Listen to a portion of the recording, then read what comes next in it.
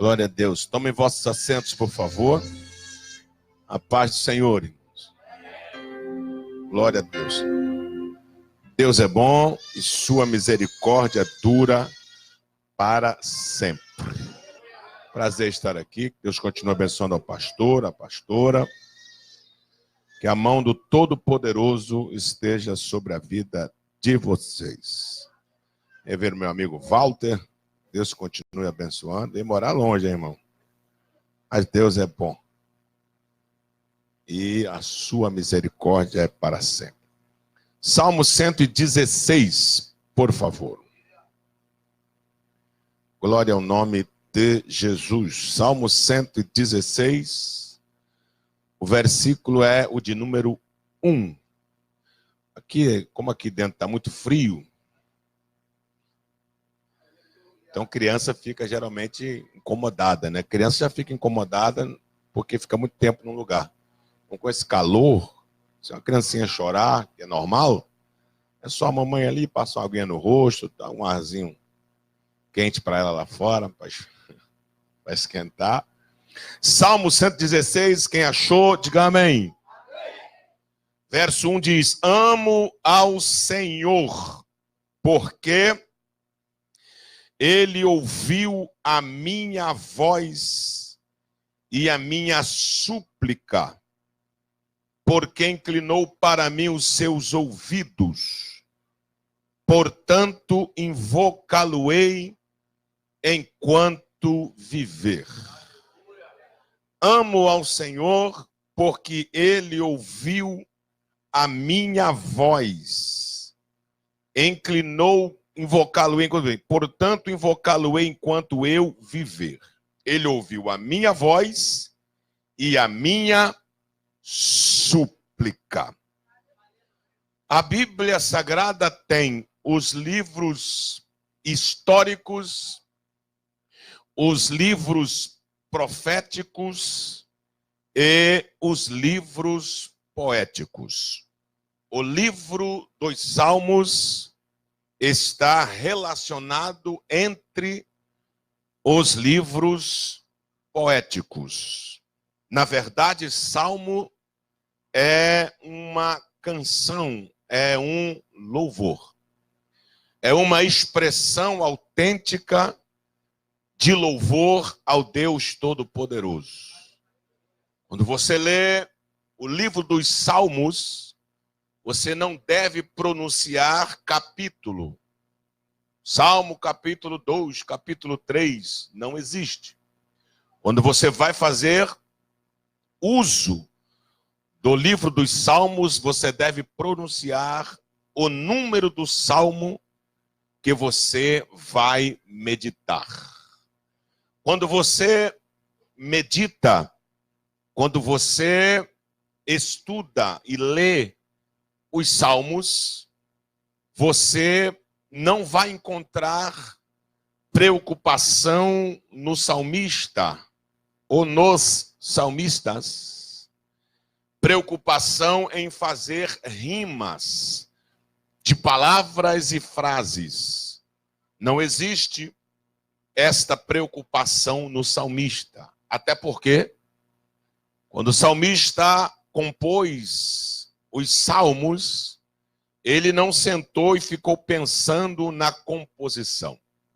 Salmo é uma expressão autêntica de louvor, porque devido às circunstâncias que o salmista vivia, ele adorava a Deus. Tem salmo que foi feito em circunstância adversa, desfavorável. E mesmo assim, o salmista jamais deixou de adorar ao Deus Todo-Poderoso. Por isso, quando Paulo está instruindo a igreja a cultuar, ele diz: quando vocês reunirem-se para adorar ou fazer um culto, que haja entre vós salmo, que é uma expressão autêntica de louvor ao Deus Todo-Poderoso.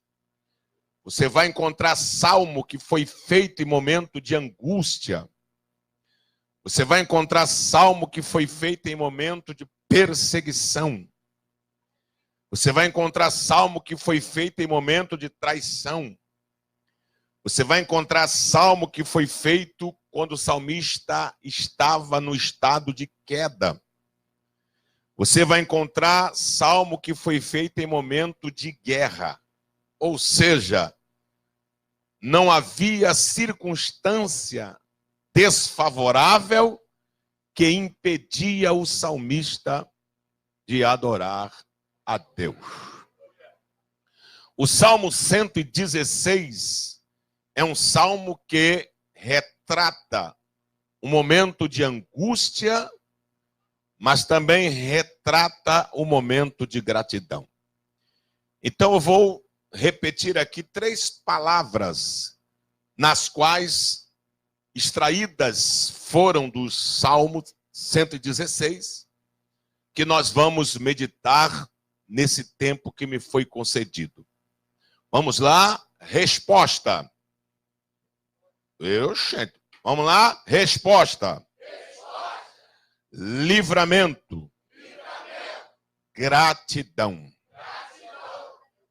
Quando você lê o Salmo 116, no verso 1, você encontra o salmista dizendo: amo ao Senhor, porque Ele ouviu a minha voz e a minha súplica. Então aqui nós temos resposta.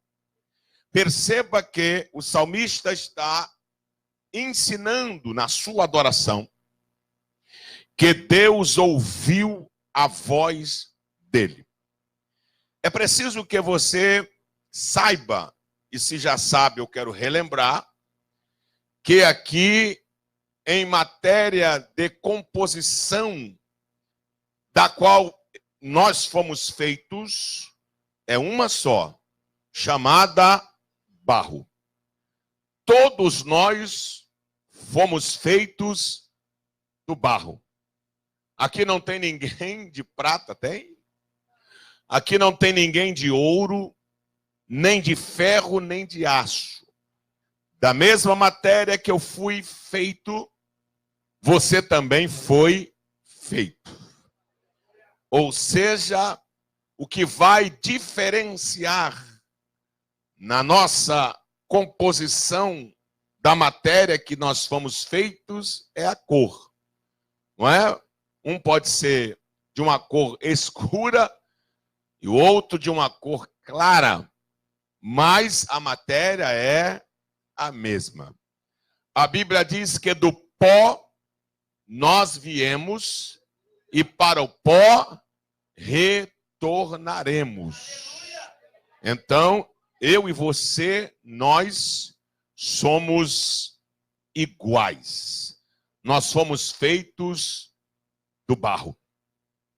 E é preciso compreender que o barro, ele não dá liga com o ouro. O barro não dá liga com a prata.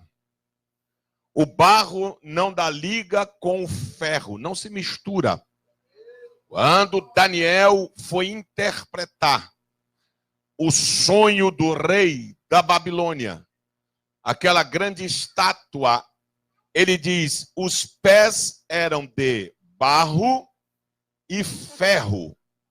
E a interpretação desta parte da estátua do sonho do rei foi esta: o reino que virá é forte como o ferro, mas também é frágil como o barro. Porque barro não dá liga com ferro. Vai ter uma parte forte que é ferro, mas vai ter uma parte frágil porque é barro. Se misturar o barro com o ouro, também não dá liga. Se misturar o barro com aço, não dá liga. Barro só dá liga com barro. Por isso que Jesus não veio em ouro. É por isso que Jesus não veio em prata. Porque não daria liga. E como foi que Jesus veio? Paulo explica Na carta aos Filipenses, capítulo 2 e verso 5. De sorte que haja em vós o mesmo sentimento que houve em Cristo Jesus, que sendo em forma de Deus, não teve por usurpação ser igual a Deus, mas esvaziou-se de si mesmo, tomando a forma de servo, fazendo-se semelhante aos homens, que é barro, e achado na forma de homem, na forma de barro, foi obediente até a morte. Por quê? Porque com barro vai morrer, e morte de cruz, pelo que Deus o exaltou soberanamente, e lhe deu um nome que é sobre todo nome, para que a este nome todo joelho que está no céu, na terra ou embaixo da terra, e toda língua confesse que Jesus Cristo é o Senhor, para a glória de Deus Pai. João, escrevendo o Evangelho, diz: no princípio era o Verbo, e o Verbo era Deus, e o Verbo estava com Deus, e se fez o quê? Carne, barro, e habitou entre nós. Quando Deus levou Jesus à cruz, levou barro para ser amassado, e nós, juntamente com Cristo, também fomos amassados. Quando Deus amassa Cristo, está amassando a mim e a você, porque barro só dá liga com barro. Então nós fomos misturados em Cristo. Por isso Paulo diz: se com ele nós morremos, com ele também ressuscitamos. Por isso Jesus é o primogênito dos mortos, porque deu liga com barro, ressuscitou, e nós também. E nós também. E o que o senhor quer dizer com isso? Essa criança indo para lá e para cá, ou segura lá ou cá. O que o senhor quer dizer com isso, pastor Elcio?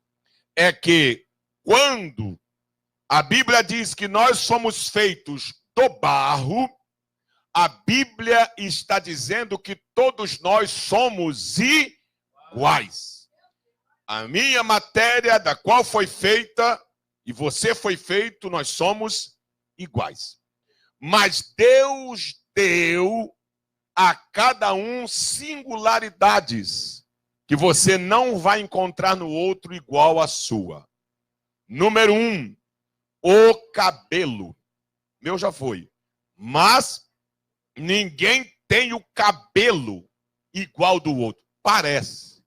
Mas se você juntar 10 fios de cabelo de pessoas diferentes e misturá-los, se fizer o exame, saberá que cada fio de cabelo pertence a pessoa diferente. A segunda singularidade, a arcária dentária. Quando um corpo está irreconhecível, dependendo de como ele morreu, pela arcária dentária, saberá quem é o cadáver. Terceira coisa, as impressões digitais. Pode olhar do teu irmão aí, parece com a sua, mas se fosse igual, você não colocaria no seu documento. Quando você faz, a sua identificação significa, parece que vai tudo para o mesmo lugar, mas cada um tem a sua impressão digital. A outra coisa, a íris dos olhos. Por isso que existe identificação pelas íris dos olhos, porque cada um tem a sua. E a quinta coisa chama-se a voz. A tua voz pode parecer com a minha. E a minha voz pode parecer com a sua. Mas se gravar a minha voz e a sua voz, e fizer o exame, saberá que a voz pertence a pessoa diferente. E o que isso tem a ver, pastor? Precisa explicar? Está escrito aqui. Eu amo ao Senhor, porque Ele ouviu a minha voz. Bendito seja o nome de Jesus. Glória a Deus. Eu amo ao Senhor, porque Ele ouviu a minha. Aqui é singularidade. O salmista está dizendo assim, ó, a minha eu sei que Ele conhece. Então, pode ao mesmo tempo 1000 pessoas cantarem. Deus sabe de quem é a voz de cada um. Então, nesse particular, eu quero te avisar que na adoração não dá para pegar carona. Eu não sou Martim da Vila, não, mas você não pode ficar na minha aba. Por quê? Porque cada um tem a sua voz. Se o irmão do lado já deu 10 glórias a Deus e você não deu nenhuma, lá em cima já varia só. Esse já adorou, mas esse não.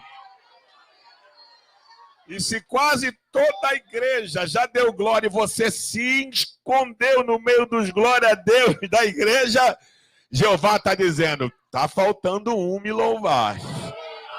Porque aqui em cima chegou a voz de fulano, a voz de ciclano, a voz de beltrano, a voz de ciclano, mas a voz dele ainda não chegou.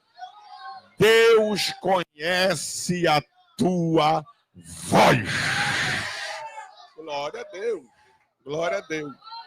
Então o salmista está dizendo, eu amo ao Senhor, porque Ele ouviu a minha voz. Ele me respondeu. Você não serve a um Deus que não responde. Você serve a um Deus que responde. Ele mesmo disse, meus ouvidos não estão agravados para que não possam ouvir, e nem minha mão encolhida para que não possa abençoar. Então Deus responde. Agora é preciso que você entenda. Se não quiser entender, aceite. Porque Deus é para você aceitar como Ele é. Deus tem suas respostas. Deus tem pelo menos 3 respostas. Sim, não e espera. Sim, não e espera. Agora, tem uma que parece que não é resposta. E parece que ele não ouviu, mas ouviu. Qual é, pastor? O silêncio. Quando ele diz sim, dentro de um propósito que tu estás querendo, até culto em ação de graça, você fala para o pastor marcar. Porque Deus disse sim. E aquela resposta que você queria sim, Deus disse não. Você pode até ter dito, puxa, mas eu queria tanto. Deus disse não, mas você tem uma resposta. Você sabe qual caminho seguir. E existe aquela que é espere. Aquela que é espere, você fica travado. Aí você vai ter que ler a Bíblia. Qual? Esperei. E Deus trabalha para aqueles que nele...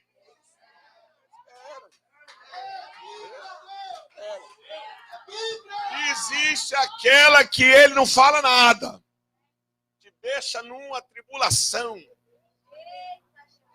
E leva ao ponto de você quase murmurar.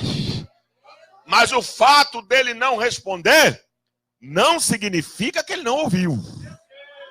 Por quê? Porque Deus fala quando Ele quer. Glória ao nome de Jesus. Glória ao nome de Jesus. Glória ao nome de Jesus. Glória ao nome de Jesus. Glória ao nome de Jesus.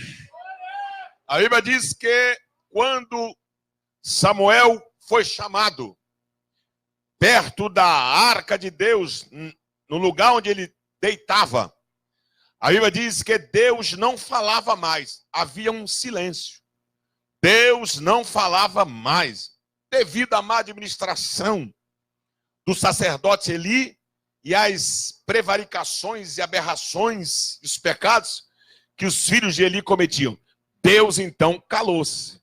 Mas naquele dia, só para Samuel, Deus falou umas 4 vezes. Que significa? O silêncio acabou. Presta atenção. O sim é curto e objetivo. Sim, 3 letras. O não é curto e objetivo. 3 letras e um acento. Não. O espere é maior um pouquinho. Agora, o silêncio, você não sabe a dimensão. Mas saia daqui convicto de uma coisa. Todo silêncio tem hora para começar e também tem hora para terminar. Se você entrou aqui nesta noite em um silêncio ministerial, em um silêncio espiritual, saiba que ele está com hora marcada para acabar. Glória a Deus. Entre Malaquias e Mateus, na Bíblia Sagrada, Velho Testamento e Novo Testamento, são aquelas páginas em branco, representam 400 anos que Deus se calou. Olha o silêncio. 400 anos que Deus se calou. Aí no deserto da Judeia, às margens do Jordão, aparece um profeta chamado João Batista. Com muita ousadia, com muita autoridade, o silêncio foi quebrado. Aí disseram, tu és o Cristo, o que havia de vir. Ele disse, não, eu não sou. Tu não é ele? Não. E quem é você? Eu sou a voz. Oh, glória a Deus. Eu sou a voz que clama no deserto. Ou seja, eu vim quebrar o silêncio. Oh, Ramachúria. Oh, glória a Deus. Oh, glória a Deus. O silêncio perturba. O silêncio incomoda. O silêncio angustia. O silêncio deixa a gente sem saber o que fazer. É Deus dizendo, já já eu quebro. Já já eu quebro. Porque o Senhor Deus disse pela boca de João, eu sou a voz do que clama no deserto. Se você clamou, a voz de Deus vai bradar na tua vida. Deus responde. Agora, você que lê a Bíblia, tenha convicção que Deus, para lhe responder, a sua oração nem precisa ter som. Aí é uma utopia, né, pastor? Sem som, como é que se ouve? Aí é Deus. Porque a intensidade da oração não está no volume da voz, mas sim daquilo que sai do coração. Lá vai Ana orar, tribulada. Queria um filho amado e cerrada. Contrapartida Penina só tripudiano. E ela começou a orar e a Bíblia diz, não emitia som, só mexia os lábios. O Eli olhou e disse, tomou todas. Se aproximou dela e disse, mulher, aparta-te do vinho. Não vem para o culto bêbada. Ela disse, tua serva não está bêbada. Não tomei vinho. Eu estou atribulada. Que houve? Estou no particular com Deus. Aí ele disse, então continue no teu particular. Depois que ela foi para casa, está escrito assim, então Deus lembrou-se de Ana. Porque ele ouviu a oração, sem som, mas saiu do coração. Deus responde. Deus responde. Deus responde. Deus responde. Amo ao Senhor, porque Ele ouviu a minha voz, resposta. Depois o salmista diz, livramento. Como, pastor? Porque tu, Senhor, livraste a minha alma da morte, os meus olhos das lágrimas e os meus pés da queda. Só aqui 3 livramentos. Só aqui 3 livramentos. Verso de número 8. Porque tu, Senhor, livrastes a minha alma da morte. Preste bastante atenção. Quando Deus fez os animais, Deus não deu aos animais aquilo que temos, a alma. Diz a Bíblia que os animais foram feitos almas viventes, alma dos animais, que é corpo, que é a matéria, e o fôlego de vida. Então os animais são irracionais. Mas a nós, Deus deu corpo, espírito e alma. A alma é onde residem nossas emoções, a razão da nossa existência. Agora, nenhum de nós fomos feitos eternos. Eterno só existe um, Deus. Os anjos não são seres eternos na essência. O arcanjo não é ser eterno na essência. Os querubins não são seres eternos na essência. Eterno na essência só tem um, Deus, o Todo-Poderoso. Por isso que Deus não existe. Porque a existência parte do princípio que alguém fez aquilo existir. Então, os anjos existem porque alguém fez os anjos. O arcanjo existe porque alguém fez o arcanjo. Os querubins existem porque alguém fez os querubins. Nós existimos porque alguém nos fez. Papai nos fez, né? E meu vovô fez o meu pai. Então, alguém fez. O universo existe porque alguém criou o universo. E para encerrar o assunto, a existência existe porque alguém fez a existência. E Deus? Deus não existe porque ninguém fez Deus. Então, se Deus não existe, Deus é. Glória a Deus. Então, Deus é. Deus é. Então, o homem não foi criado um ser eterno. O homem foi criado um ser para não morrer.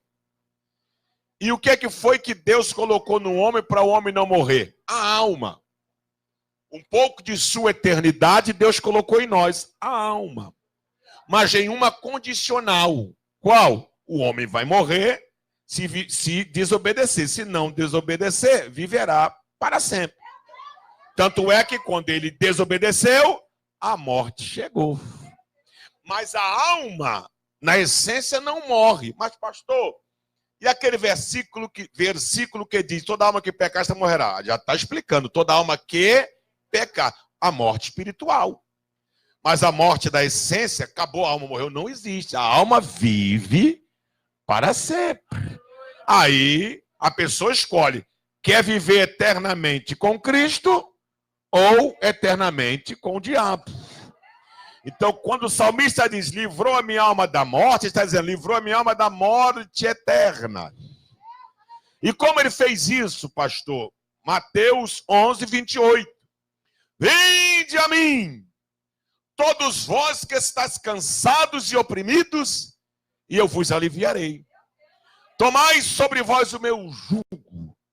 Aprendei de mim que sou manso e humilde de coração, e vocês encontrarão descanso para a vossa alma. Olha o que diz o verso 7 aí do Salmo 116.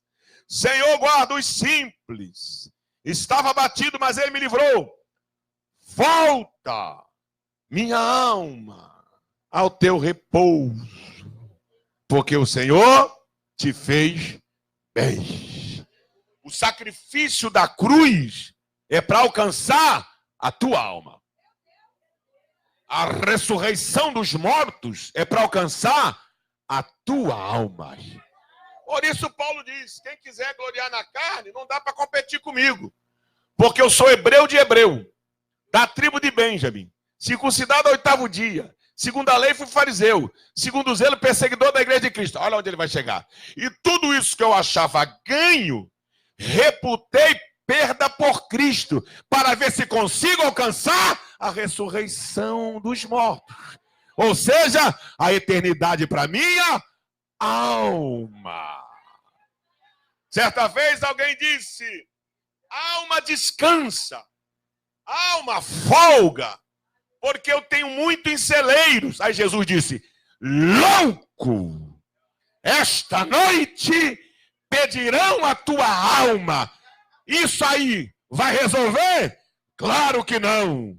Um bom hotel descansa o corpo. Um bom colchão relaxa o corpo. Um bom resort descansa o corpo.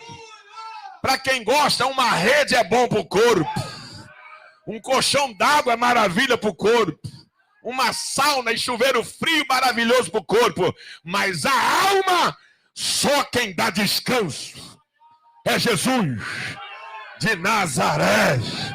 Livrou a minha alma da morte. Por isso que a Bíblia diz, o laço do passarinheiro quebrou e a minha alma foi livre.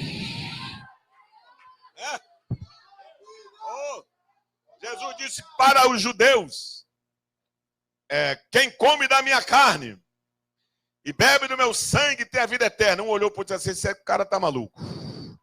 Como é isto? Dada a sua carne para nós comermos. Não está batendo bem, não. Agora ele complicou a doutrina. Aí Jesus disse, eu vou explicar para vocês. Vossos pais comeram maná no deserto. Maná é uma pergunta. Quer perguntar o que é isso em hebraico? É só falar maná. Que significa o que é isso? Jesus disse, vossos pais comeram maná no deserto e morreram. Por quê? Porque não sabiam o que estava comendo. O que é que tem para hoje? O que é isso? E no almoço, o que é isso assado? E na janta, o que é isso acebolado? E o café da manhã, o que é isso? Fresquinho, farofa de o que é isso? Comeram o que é isso 40 anos e não sabia o que estava comendo. Aí Jesus disse, eu vou explicar o que é isso. Explica. Eu sou o pão vivo que desceu dos céus.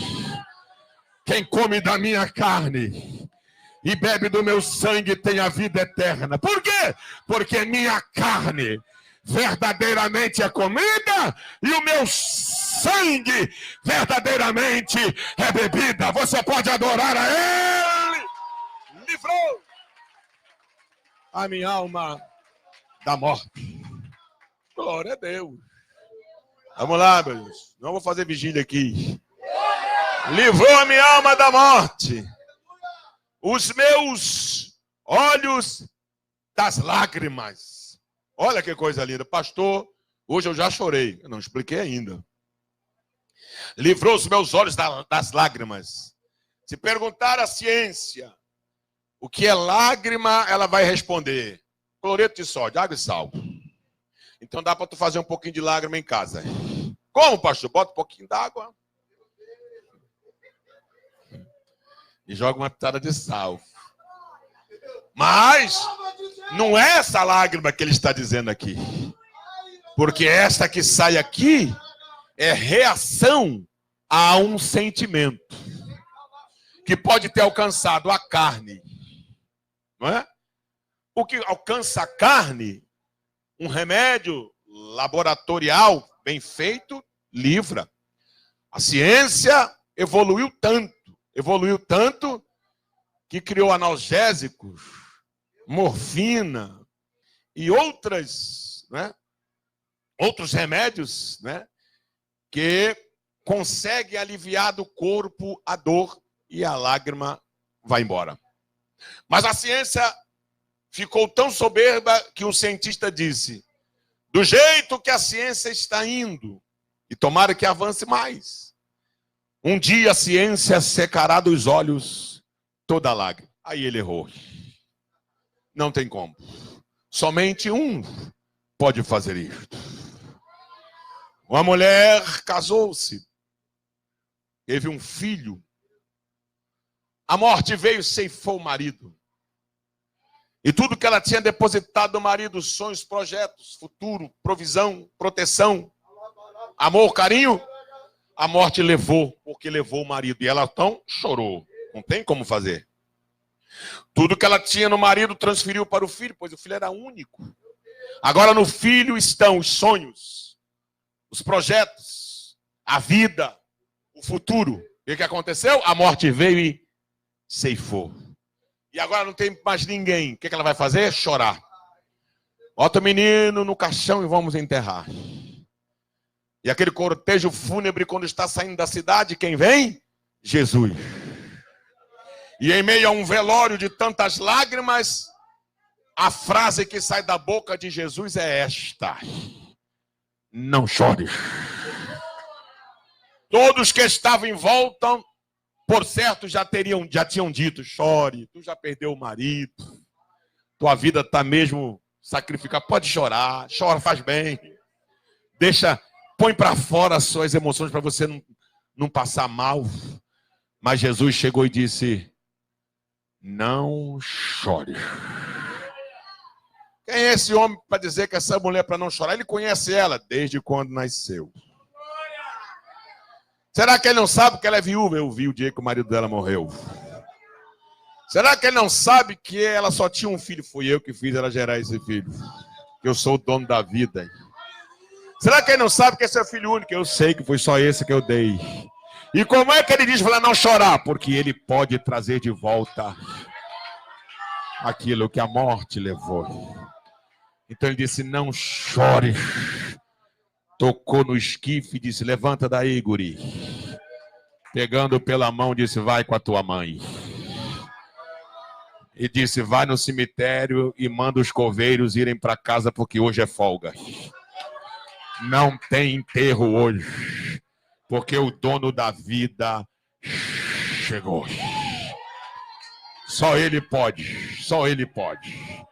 Enquanto aqui você chora, enquanto aqui eu choro, mas João escreveu no Apocalipse: e ele enxugará dos olhos. Uma, não. Duas, não. A metade, não. Uma parte, não. Toda lágrima. Você pode aplaudir ao Senhor e adorar a Ele. Oh, glória a Deus. Oh, glória a Deus. Livrou os meus olhos das lágrimas e os meus pés da queda. Pés da queda. Ô, pastor, essa mensagem teria que ter chegado semana passada. Por quê, meu filho? Ah, já foi. O senhor poderia ter vindo pregar aqui ano passado. Por quê? Já aconteceu. Ah, o senhor poderia ter pregado aqui há 2 anos atrás. Por quê? Porque foi quando aconteceu. Quando a Bíblia diz: livrou os meus pés da queda. Você precisa diferenciar o que é a queda e o que é permanecer caído. Oh, glória a Deus. Oh, glória a Deus. Deus não tem prazer na queda. E muito menos em ver a pessoa caída. O filho pródigo pegou o que era de direito. Ele não roubou nada. Só gastou errado. E quando estava querendo comer a comida que os porcos comiam, lembrou da fazenda. Jornaleiros ali são empregados. Se os jornaleiros, essa hora de meu pai, tem comida boa e eu que sou filho estou aqui, caído. Vou ficar aqui, não. A palavra que saiu da boca dele foi esta: levantar-me-ei. As 4 ordens para Jacó no capítulo 35 do Gênesis, verso 1, a primeira é esta: Jacó, o que foi? Levanta-te. Quando Deus quis falar com o profeta Ezequiel, ele disse: filho do homem, põe-te de pé. Deus não quer você caído. Pastor, mas eu já tropecei. E agora? O proverbista diz: o justo cairá. 1, 2, 3, 4, 5, 6, 7. E o Senhor o tornará a levantar. Oh, glória a Deus. Oh, glória a Deus. Oh, glória a Deus. Não lhe estou lhe dando atestado ou autorização para cair. Mas estou aqui para lhe dizer: se caiu, levanta-te. Porque Jesus disse: quando vocês forem, vão de 2 em 2. Para quê, Senhor? Porque se um cair, o outro estende a mão e diz: vamos embora, meu filho. Não vou deixar você para trás, não. Vamos. Ah, instrução de combate. Quem já serviu o exército sabe disso. A instrução de combate é na guerra. Se você ferir o adversário, é mais vantagem do que você matá-lo. Por quê? Porque quando você mata, você tira 1 de combate. Mas quando você fere, você tira 2. Por quê? Porque o outro vai prestar ajuda. Oh, glória a Deus. Oh, glória a Deus. Oh, glória a Deus. O diabo não quer matar, ele quer ferir. Oh, glória a Deus. Então, se o teu irmão foi ferido, vai, estenda as mãos. Por quê? Um cordão de 3 dobras é mais difícil de arrebentar. Oh, glória ao nome de Jesus. Glória ao nome. Por isso a Bíblia diz: 1000 cairão ao teu lado, 10.000 à tua direita, mas você não será atingido. Bendito seja o nome de Jesus. Oh, glória a Deus. Deus quer você de pé. Livrou os meus pés da queda. Como assim, pastor? É muito simples. Ele disse assim: o Senhor me tirou de um charco de lodo. Lodo é uma coisa que faz você escorregar. Por isso o salmista diz: calcarás aos pés o filho do leão e a serpente. O que é calcar? É firmar o pé. Então no lodo não dá. Se você for calcar o filho do leão e a serpente no lobo, você cai. Aí o leão e o lobo... Aí o que ele fez? O Senhor me tirou de um charco de lodo. Pegou os meus pés e colocou na rocha. Na rocha eu piso firme. Na rocha eu fico de pé. Na rocha, se eu tropeçar, eu levanto. Oh, bendito seja o nome de Jesus de Nazaré. E colocou um novo cântico na minha boca. Um hino de louvor a Deus. Terceiro livramento. Livrou a minha alma da morte, os meus olhos das lágrimas e os meus pés da queda. Terceiro, gratidão. Por que que Deus fez tudo isso? E aqui eu encerro. Porque o Senhor livrou a minha alma da morte, os meus olhos das lágrimas, os meus pés da queda. Para que eu ande perante a face do Senhor? Aonde, pastor? Na terra dos viventes. Por que que Deus fez tudo isso? Para eu andar no cemitério. Cemitério ninguém tem testemunha. Cemitério é lugar de mortos. Então por que que Deus fez tudo isso? Para que eu ande perante a face do Senhor na terra dos viventes. Porque pregar com isso aqui, muitos pregam. Mas com isso aqui, poucos pregam. Isso aqui é o que, pastor? Vida. A tua vida é uma mensagem. Você de pé é uma mensagem. Você com fé é uma mensagem. Você perseverante é uma mensagem. Você na prova e lutando é uma mensagem. Você perdoando é uma mensagem. O Senhor livrou os meus olhos das lágrimas, a minha alma da morte, os meus pés da queda, para que eu ande perante a face do Senhor na terra dos viventes. Ó, aqui, ó, tô de pé. E todo mundo olhando. É o que o Israel diz, o salmista. Quando nós voltávamos do cativeiro para Sião, estávamos como quem sonha. Nossa boca se encheu de riso. E o comentário entre os povos, que povos por onde nós passávamos, era este: grandes coisas fez o Senhor por eles. Por quê? Olha como cantam, olha como dançam, olha as crianças como vão na frente, olha os anciãos, olha a harpa sendo tocada, olha que mar... não há tristeza, só olhem, e por onde eles passavam, cantavam, dançavam. Aí Israel respondia: é verdade, grandes coisas fez o Senhor por nós, e é por isso que estamos alegres. E a alegria do Senhor é a nossa força. Aplauda ao Senhor bem forte.